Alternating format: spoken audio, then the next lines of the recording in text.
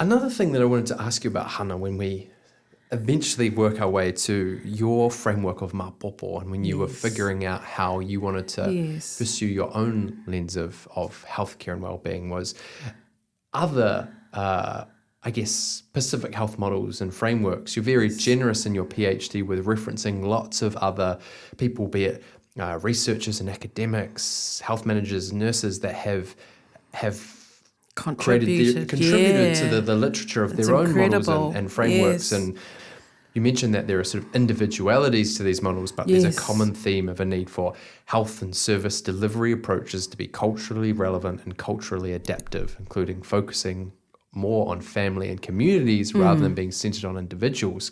Can you tell us, I guess, about, when you were going through the literature and reading about these other Pacific health models, how the similarities and the differences inspired you to sort of pursue your own framework, how they contributed to that process? Yeah, absolutely.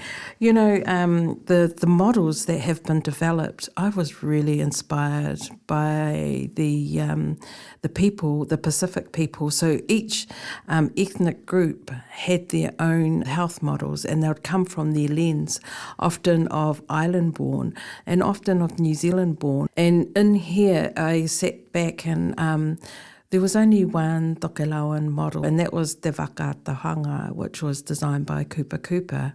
And when my supervisor said to me to go through and, synthesize through all the models and see advantages or disadvantages, how it can best help and that sort of thing. And for me, I felt, I don't want to critique other people's models. It's not for me to critique because it's their perspectives from their ethnic groups. However, in the parts where you could see how it best approaches into the families, Te Whakaatahanga was using as the example of a youth and their family and how it supports the kāinga. And I love that.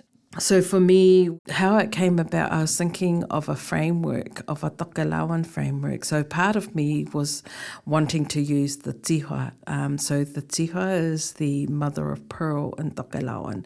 And in the Tokelau culture, the tiha is used for fishing. The master fishermen, we call the tautai, and they would shape a fishing hook from the mother of pearl.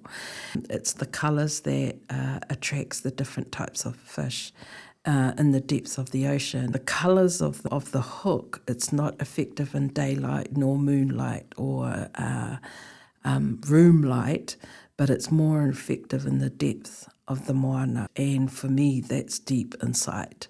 So that was the sort of framework that I would look in. You've got to look deeper into, you can see things on the surface, but there's depth of wisdom, and my Tokelauan culture for taiainas and mātuas, there's always insight, and even with the youth, you become deep thinkers too, that's called. And so with frameworks, I felt in my heart I would love to use this. However, Māopoopo, I love the word. I knew that Māopoopo applies to majority of the ethnic Pacific groups. However, with the Tokelau culture and the worldview that I wanted to introduce, Māopoopo was a lot more, it's about the entity, it's about our nuku and how we work together. So, yeah. Thanks for watching PhD Unpacked. If you enjoyed that little snippet and you want to watch the whole interview and have access to a whole bunch of extra stuff surrounding the PhD Unpacked project, head over to Patreon and become a patron. Patreon.com/PhD Unpacked.